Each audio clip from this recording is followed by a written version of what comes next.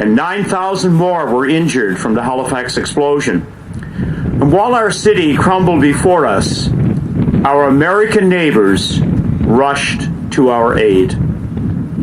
From that tragedy, beneath the fire and debris, stories of resilience, friendship, and strength shined through. Today, we honor those we lost and those who showed such compassion and support during our time of need. Today, we honor the people of Maine and the relationship between Nova Scotia and your state. On December 6, 1917, from Portland, Maine, a train left with 5 carloads of supplies. I thank Sam for giving you much more detail. I'm hitting some of the highlights. In a similar fashion that Governor McCall responded from Massachusetts, Governor Milken sent a telegram to the Lieutenant Governor of Nova Scotia and the Mayor of Halifax to offer assistance. From the state military stores in Augusta, the state of Maine, your state sent 2,000 blankets and 1,000 cots with staff medical officers and assistants. The State of Maine Hospital Unit also took over the Halifax Ladies College, as was stated earlier, as a hospital and remained there to aid our people until December 23rd. The American flag flew in Halifax at the military hospital at Bellevue and then at the Ladies College facility within 3 days of the Halifax explosion.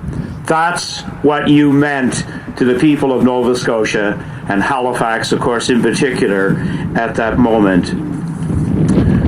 We will forever be appreciative of the state of Maine's quick response to provide supplies and support during the aftermath of the Halifax explosion.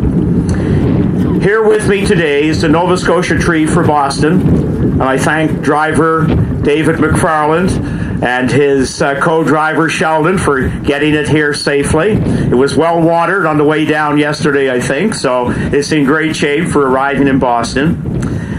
This tree, an annual gift, is our way of saying thank you to the people of Boston for supporting our province and the state of Maine during the aftermath of the Halifax explosion. While I don't have something as big as this white spruce, I would like to present you with a gift on behalf of Premier Stephen McNeill and the government of Nova Scotia.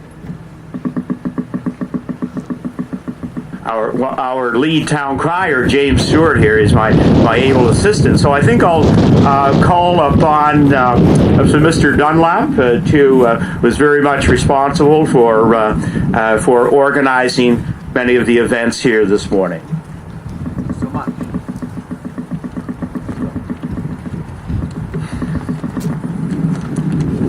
Well, I'd like to thank personally Samuel Howes, and of course has given us a great review, along with historian Earle Shettleworth, and really gave us some of those wonderful details. Matthew Dunlap, Maine's Secretary of State, for planning this event and allowing the government of Nova Scotia to participate. So we're truly thankful for that.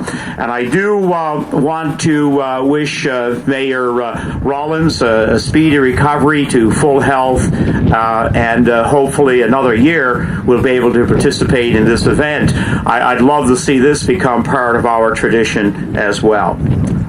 We acknowledge that Nova Scotia and Maine continue to have a strong relationship socially and economically. From exports and imports to 151,000 Nova Scotians visit Maine annually. We value and respect our American neighbors. And I know that my wife is here with me today, and her trip was already made as she got to sing the Star Spangled Banner with our American neighbors. And I certainly want to thank the singers today from Cony High School and their choir director. I come from a high school as a former teacher with a very rich tradition of music, both in terms of choir and the musicals we put off every year. So on this cold morning, thank you for that wonderful piece that you entertained us with. And you've warmed our hearts.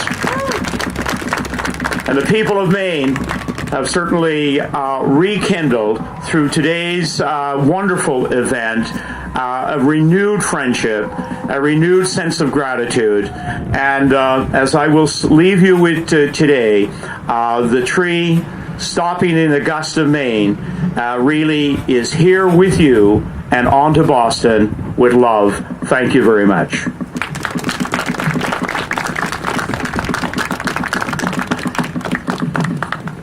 Good morning. My name is Matt Dunlap. I'm the Secretary of State. My remarks will be tantalizingly brief. That usually gets the biggest applause right there. So, I really want to credit Sam Howes and the staff at the Archives for taking the lead in putting this event together. Sam approached us this summer with the idea to have this stop, and it's turned into a great event. Also, the Madrigal singer is absolutely magnificent. I want to thank the Augusta Police Department Color Guard for standing at attention so long in the blistering cold, as well as the State Police and United States Marshals Service for providing the escort for the tree coming down today. This is just really an extraordinary event. What makes it so extraordinary, I know that Lieutenant Jonathan Bratton is here. He's one of the historians that we get to work with. In the 100th anniversary observation of the First World War, we tend to focus a lot on the horror, the 50,000 British soldiers that died on the first day of the Battle of the Somme, or the 30,000 soldiers that died per month without any major battles being fought, something the generals used to call natural wastage, trench mortars and snipers and the such. We can't even imagine that type of loss today. Today, though, we commemorate something special. In the wake of tragedy, we celebrate community, the communities of New England coming together to rescue their neighbors from very grim prospects of a terrible winter following a great tragedy. So it's very special to host this today. I also bring you greetings from the Governor of Maine. He sends this message.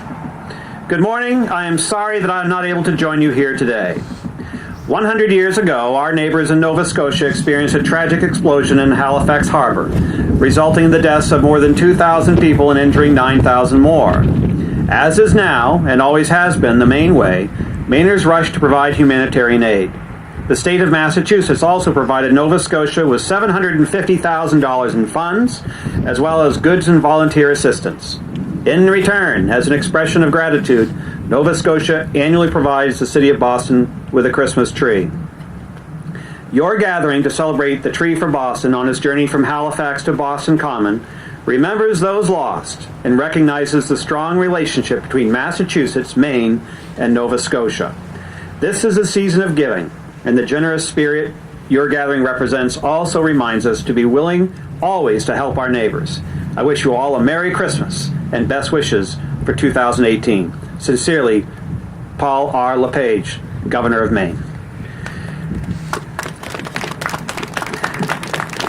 So, we have, to go along with the tree, a Christmas ornament that we'd like to present to the mayor and to accompany the tree on its way down to Boston. Thank you.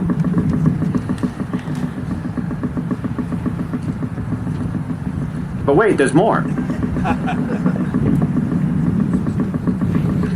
They actually went over this with me so I wouldn't lose my place. I'll turn it back over to Dave Cheever. Thank you, Mr. Secretary, Mr. Glavine, and thank you folks for attending this event this morning and helping usher the tree on its way down to Boston. This has been a wonderful event, and Sam, well done. Earle, thank you. Please feel free, folks. We have warm beverages and refreshments at the Archives lobby. All you have to do is make your way across Lower State Street. Try to go with the traffic if you would, please. And again, thank you. Have a wonderful holiday season. Thank you to the Madrigals. Thank you to the Color Guard, the folks from Capitol Police, everybody who has assisted making this event so special today. Thank you.